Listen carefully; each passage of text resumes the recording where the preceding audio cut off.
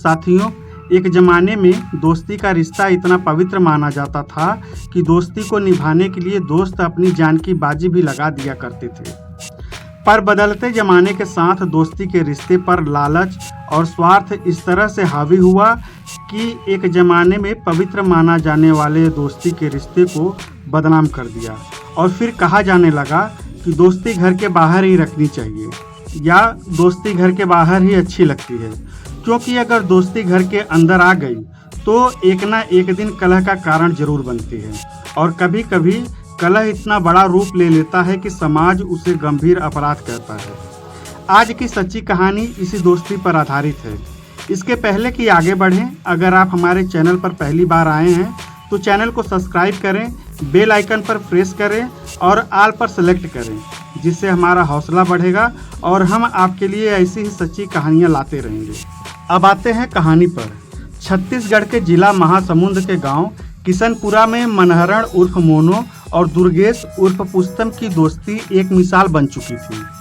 लोग उनकी दोस्ती की नज़ीर दिया करते थे। दोनों का ही एक दूसरे के घर खूब आना जाना था। करीब 6 महीने पहले मनहरण की शादी आरती से हुई थी। दोनों की गृहस्थी ठीक ठाक चल रही थी। एक दिन दुर्गेश को पिथौरा में आरटीओ एजेंट से काम था। उसने सोचा कि पहले मनहरण के घर जाएगा, वहां से उसे साथ लेकर एजेंट के पास चला जाएगा। यही सोचकर वह सुबह 8 बजे मनहरण के घर चला गया। मनहरण की पत्नी आरती नहाने के बाद नाश्ता तैयार करने के लिए किचन में जा रही थी। तभी दरवाजे पर दस्तक हुई।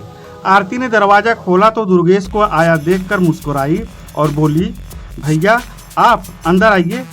उस समय आरती बेहद खूबसूरत लग रही थी। दुर्गेश उसे निहारता रह गया। आरती उसे कमरे में ले गई। मनहरण उस समय सो रहा था। आरती दुर्गेश को बैठाकर चाय बनाने लगी। दुर्गेश आरती के ख्यालों में खो सा गया। कुछ ही देर में वह दुर्गेश के लिए चाय बनाकर लेकर आई। आरती उसे खोया देखकर बोली, क्या बात है भैया, कहाँ खो गए हो आप? लो चाय पी लो। कुछ नहीं भाभी, बस यूं ही। मनहरण कहाँ है, दिखाई नहीं दे रहा? दुर्गेश ने पूछा। अभी वो सो रहे हैं, मैं उठाती हूँ उन्हें, कहकर वह पति को जगाने के लिए चली गई। दुर्गेश के आने की बात सुनकर मनहरण ने बिस्तर छोड़ दिया। वह दुर्गेश के पास पहुंचकर बोला, अरे यार तुम बैठो, मैं तुरंत तैयार होकर आता हूँ, बस 5 मिनट में। इस बीच आरती दुर्गेश के पास बैठी बतियाती रही। उस दौरान दुर्गेश उसे चाहत की नज़रों से देख रहा था। इस बात को आरती ने महसूस भी किया तो उसने दुर्गेश को टोका, क्या बात है दुर्गेश भैया, ऐसा क्या है जो मुझे इतनी गौर से देखे जा रहे हो? दुर्गेश ने साहस करके कहा, भाभी मैं देख रहा हूँ कि आप कितनी खूबसूरत हैं। आपकी मिसाल तो पूरी दुनिया में नहीं मिलेगी। मेरा दोस्त कितना भाग्यशाली है जो आप उसे मिली हैं। चाय की चुस्कियाँ लेते हुए दुर्गेश ने कहा, तुम जरूर झूठी तारीफ कर रहे हो। कुछ लोग दोस्त की पत्नी की झूठी तारीफ इसलिए करते हैं कि समय पर चाय नाश्ता मिलता रहे, कहकर आरती रसोई की ओर जाने लगी। तभी दुर्गेश ने कहा, भाभी एक बात कहूँ? आरती ने ठिठकते हुए रुककर उसकी ओर देखा तो वह बोला, मैं जो भी कह रहा हूँ 100% सही कह रहा हूँ। आप इसे दिल बहलाने वाली बात मत समझिए, आप वाकई बहुत खूबसूरत हैं। आरती ने हंसकर कहा, अच्छा भैया, ऐसा लगता है तुम्हारी पत्नी खूबसूरत नहीं है।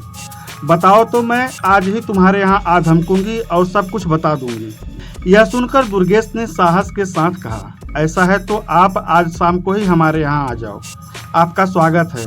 और हाँ, मेरी बात सही हुई तो मुझे क्या दोगी? मैं भला तुम्हें क्या दूंगी, मगर मैं इतना जरूर जानती हूँ कि तुम बिना वजह मेरी प्रशंसा कर रहे हो। तुम्हारी पत्नी रेशमा को मैंने देखा है, समझे न? आरती मुस्कुराते हुए बोली। आरती कमरे से फिर जाने को हुई तो दुर्गेश ने रुकने का अनुरोध किया, लेकिन वह उसकी बातों को अनसुनी करके किचन में चली गई। थोड़ी देर में मनहरण नहाकर बाहर आया और नाश्ता कर दुर्गेश के साथ चला गया। इसके बाद दुर्गेश किसी न किसी बहाने मनहरण के घर आने जाने लगा। दुर्गेश की आंखों के आगे बस आरती घूमती रहती थी। अब वह उसे पाने की उपाय खोजने लगा था। वह यह भूल गया था कि आरती उसके जिगरी दोस्त मनहरण की जीवन संगिनी है। पति की गैर मौजूदगी में भी दुर्गेश आरती से मिलता तो वह उसे पूरा सम्मान देती थी, लेकिन उसकी नज़रों की भाषा को समझते हुए वह खुद संयम से रहती थी। एक दिन जब मनहरण घर पर नहीं था तो दुर्गेश आ धमका और आरती से अधिकार पूर्वक बोला, भाभी आज मेरे सिर में बड़ा दर्द हो रहा है, मैंने सोचा कि आपके हाथों की चाय पी लूं तो शायद सिरदर्द गायब हो जाए। आरती ने स्वाभाविक रूप से उसका स्वागत किया और कहा, बैठिए, मैं चाय बना कर लाती हूँ। लेकिन भैया, यह तो बताओ कि मेरी बनाई चाय में ऐसा क्या जादू है जो तुम ठीक हो जाओगे? और हाँ, रेशमा की चाय में ऐसा क्या नहीं है जो तुम्हारा सिर दर्द नहीं ठीक होता? कहकर आरती हंसने लगी। भाभी, मेरा यह मर्ज आप नहीं समझोगी, वह बोला। क्यों नहीं समझूंगी? मुझे समझाओ, मैं कोशिश करूंगी समझने की। आरती ने भोलेपन से कहा। भाभी, एक गाना है ना, तुम्ही ने दर्द दिया है, तुम ही दवा देना। तो यह समझो कि दर्द तुम्हारा ही दिया हुआ है, इसलिए यह तुम्हारी ही दवाई से ठीक होगा। इसलिए जल्द से जल्द चाय बनाकर पिला दो। आरती समझ रही थी कि दुर्गेश कुछ ज़्यादा ही भड़कने लगा है, इसलिए एक दिन उसने पति को दुर्गेश की हरकतों का हवाला देते हुए सारी बातें विस्तार से बता दी। पति की गैर मौजूदगी में दुर्गेश के आने जाने का मतलब आरती समझ रही थी। वह पति का दोस्त था, इसलिए वह उसे घर आने को मना भी नहीं कर सकती थी। उसका आदर सत्कार करना उसकी मजबूरी थी, लेकिन दुर्गेश के वहां आने का मकसद कुछ और ही था। एक दिन दुर्गेश आरती के यहाँ पहुंचा तो आरती उसके लिए चाय बनाकर लाई। चाय पीते समय आरती बोली, दुर्गेश भैया, मैं बहुत दिनों से आपसे एक सवाल पूछना चाहती हूँ। सच सच बताओगे ना? आरती की ये बात सुनकर दुर्गेश खिल उठा। उसे लगा कि बस उसकी बात अब बन गई है। आरती कुछ ऐसा कहेगी कि उसकी मनोकामना पूरी हो जाने का रास्ता खुल जाएगा। भाभी, आप एक क्या 2 बातें पूछो, दुर्गेश खुश होकर बोला। भैया, पिछले साल एक मर्डर हुआ था जिसमें तुम्हारे बड़े भाई जेल में हैं। वो क्या मामला था? आरती ने पूछा। आरती की बातें सुनकर दुर्गेश मानो आसमान से जमीन पर आ गिरा। वह सोचने लगा कि भाई द्वारा मर्डर करने की बात आरती को कैसे पता है। उसने तत्काल बातों को घुमाया और कहने लगा, कुछ नहीं भाभी, मेरे भैया को झूठा फंसाया गया है। भैया तो देवता समान आदमी हैं, वे भला किसी का मर्डर क्यों करेंगे? मैं तुमको सब कुछ बता दूंगा कि सच्चाई क्या है, मगर फिर किसी दिन। दुर्गेश ने आरती की आंखों में डूबते हुए कहा। ठीक है, बता देना। कहकर आरती कमरे से निकलने को हुई कि तभी दुर्गेश ने पीछे से आकर उसे अपनी बाहों में भर लिया। आरती ने किसी तरह उसके चंगुल से छूटकर डांटा, दुर्गेश भैया, यह तुम क्या कर रहे हो? शर्म आनी चाहिए तुम्हें। मैं तुम्हें जो सम्मान देती हूँ उसका तुम यह सिला दे रहे हो। अपनी मर्यादा में रहो। आइंदा अगर तुमने ऐसी हरकत की तो अच्छा नहीं होगा। इसी बीच मनहरण भी आ गया। उसने पत्नी की सारी बातें सुन ली थी, लेकिन अपने हाव भाव से उसने यह बात दुर्गेश को महसूस नहीं होने दी। कुछ देर तक दुर्गेश और मनहरण इधर उधर की बातें करते रहे। इसके बाद दुर्गेश वहां से चला गया। उस रात आरती ने पति को दुर्गेश के क्रियाकलापों से अवगत कराया। उसने कहा कि वह अपने दोस्त को समझाने की कोशिश करे। मनहरण ने पत्नी की ओर उचटती हुई निगाह डालते हुए कहा, मैंने उसकी हरकतें देख ली है और तुम्हारी बातें भी सुन ली है। सच कहूँ, मुझे तुम पर गर्व है। यह सुनकर आरती के चेहरे पर मुस्कान तैरने लगी। वह बोली, मैंने आज उसे सही तरह से डांट दिया है और तुम भी आ गए थे। अब वह दोबारा गलत हरकत नहीं करेगा, और अगर करेगा तो मैं उसे हमेशा के लिए सही कर दूंगा। मनहरण ने स्वर में कठोरता लाते हुए कहा। यह आप क्या कह रहे हैं? आरती ने घबराते हुए पूछा। क्या मतलब है आपका? कुछ नहीं, मैं उसे अच्छी तरह समझा दूंगा। वह सोचता है कि उसके भाई फूल सिंह ने 4 मर्डर किए हैं तो उसकी वजह से मैं डर जाऊंगा। वह बेवकूफ़ है। फूल सिंह अपनी करनी का फल जेल में भोग रहा है, देखना यह भी भोगेगा। वह गुस्से में बोला। देखो जी, वह तुम्हारा दोस्त है, उसे प्रेम से समझाकर मामला खत्म करना। हमें बात का बतंगड़ नहीं बनाना है, समझे? वादा करो मुझसे कि आप उससे ऐसा वैसा कुछ नहीं कहेंगे। ठीक है, चलो अब सो जाओ, मुझे नींद आ रही है। कहकर मनहरण ने करवट बदलकर सोने का अभिनय किया, मगर सच तो यह था कि उसकी आंखों की नींद उड़ चुकी थी। 7 सितंबर 2019 की शाम को जब मनहरण और दुर्गेश मिले तो दोनों एकदम सामान्य थे, ऐसे जैसे उनके बीच कुछ हुआ ही न हो। मनहरण ने कहा, यार, मैंने देसी माल बनवाया है।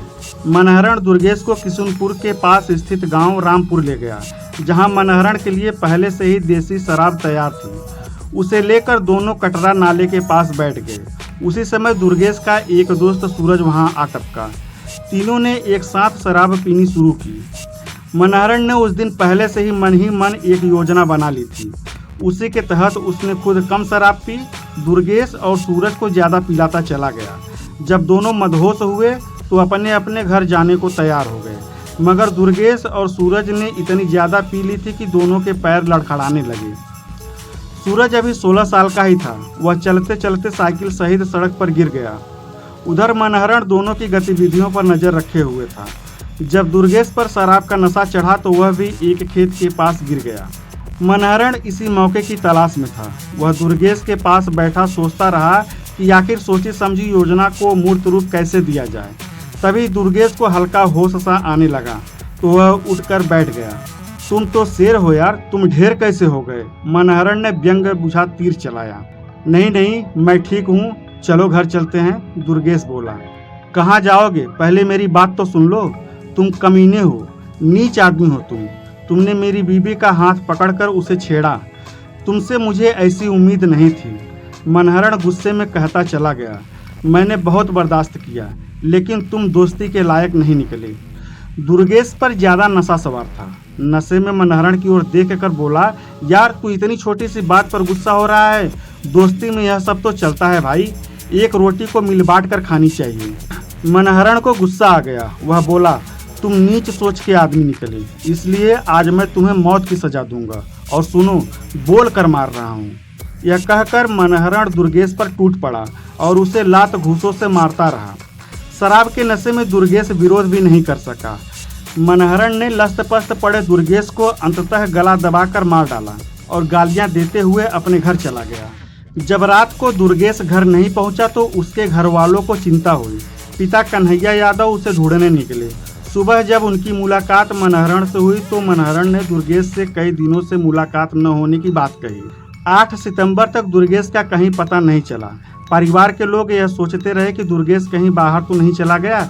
मगर 9 सितंबर को सुबह रामपुर गांव का तीरथ राम जब अपने खेत पर पहुंचा तो वहां एक आदमी की लाश पड़ी देख उसके होश उड़ गए।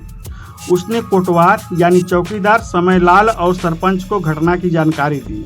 कोटवार से पिथौरा के थाना प्रभारी दीपेश जायसवाल को घटना की सूचना मिली तो वह घटनास्थल पर पहुंच गए।